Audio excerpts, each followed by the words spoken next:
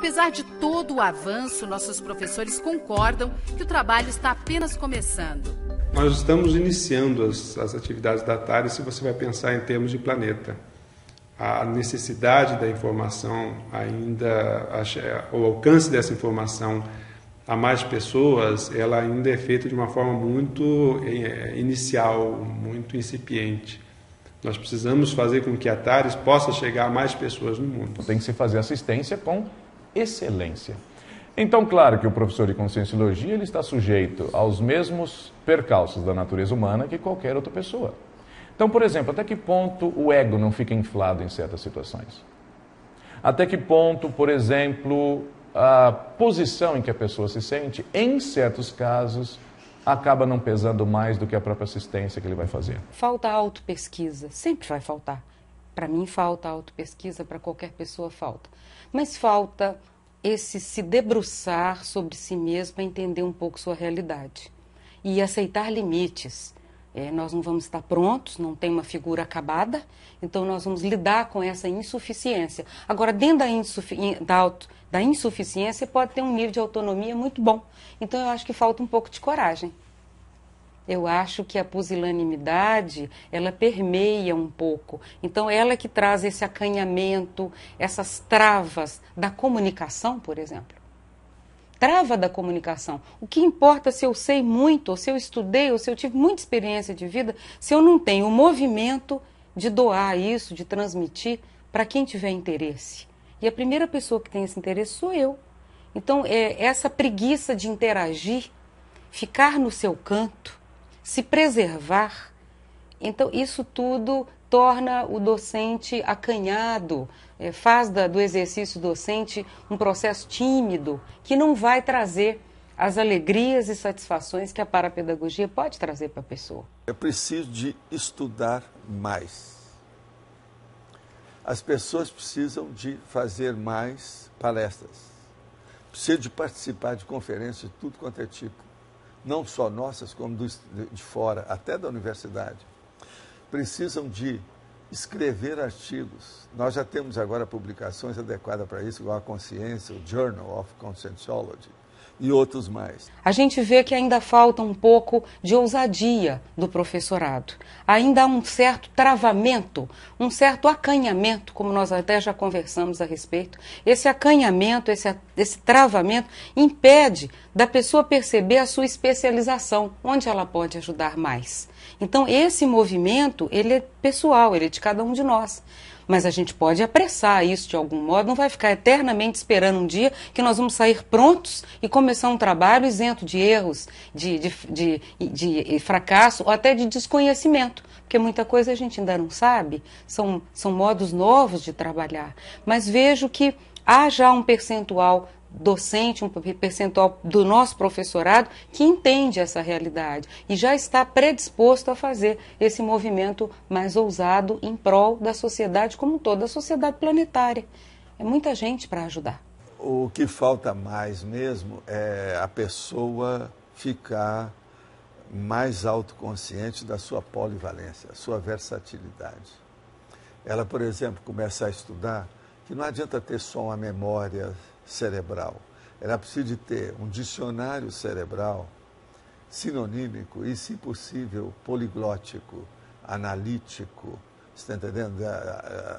Analógico, como nós chamamos, de ideias afins, para ampliar as suas abordagens.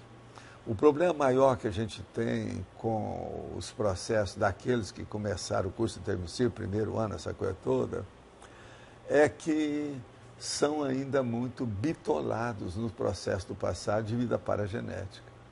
Então, tirar essa consciência dessa bitola é a nossa missão, é a nossa tarefa, é o nosso escopo. É justamente ensinar o aluno a pensar sobre ele mesmo.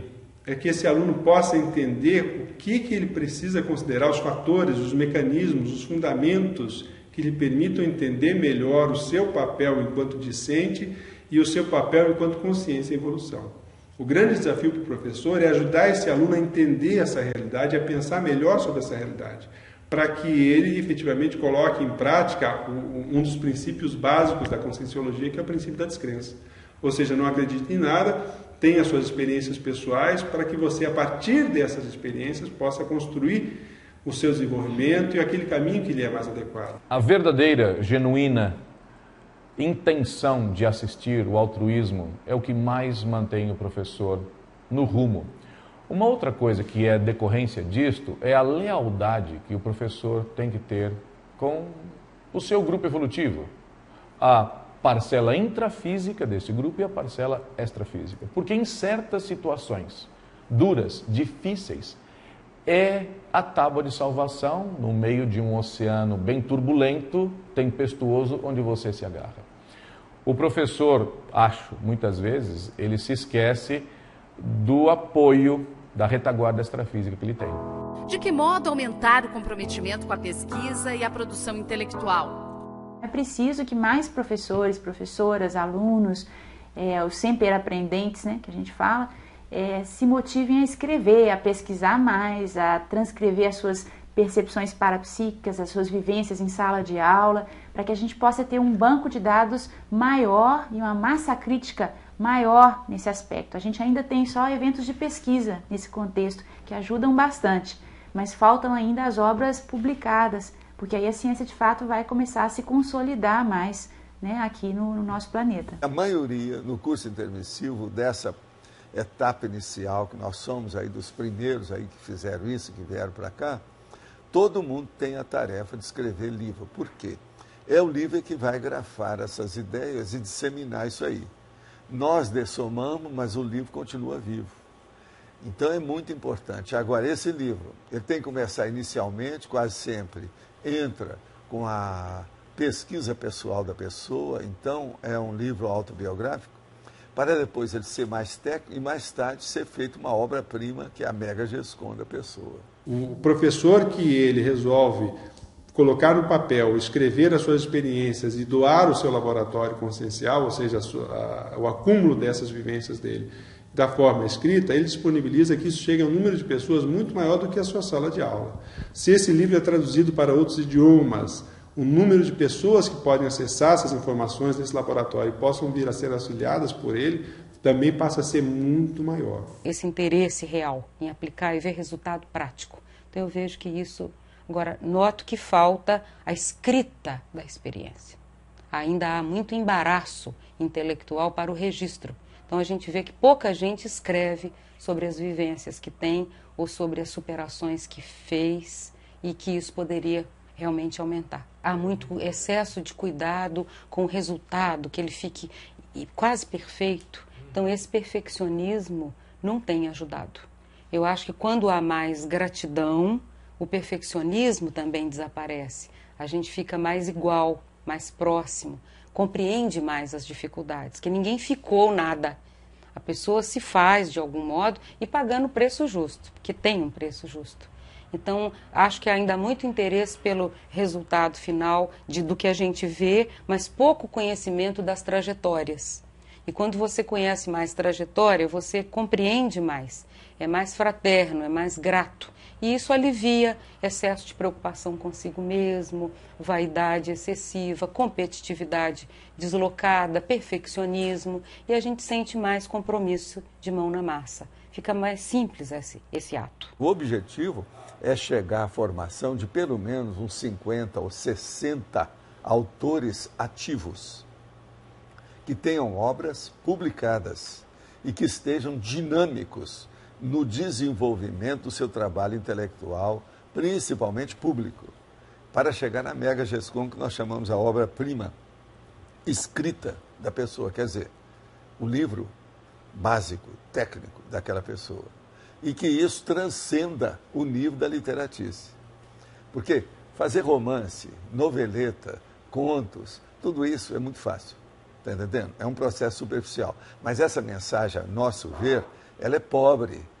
Por quê? Você tem que contar uma série de casos para prender o leitor, para dar uma mensagem que podia ser dada numa página. A pessoa escreve 500 páginas. A grande sabedoria dentro do processo da parapedagogia é fazer bem esse equilíbrio de se informar bem, estudar, produzir, escrever, se é o caso, mas também pé na estrada e vamos em frente. Surgiu um trabalho, um projeto desafiador, vamos começar esse projeto, vamos ser pioneiros de novo. Então a Conscienciologia, ela te oferece isso. Todo dia você pode ser pioneiro em alguma coisa, porque o planeta está aí todo para ser até certo ponto desbravado. Até certo ponto somos bandeirantes em muitos aspectos.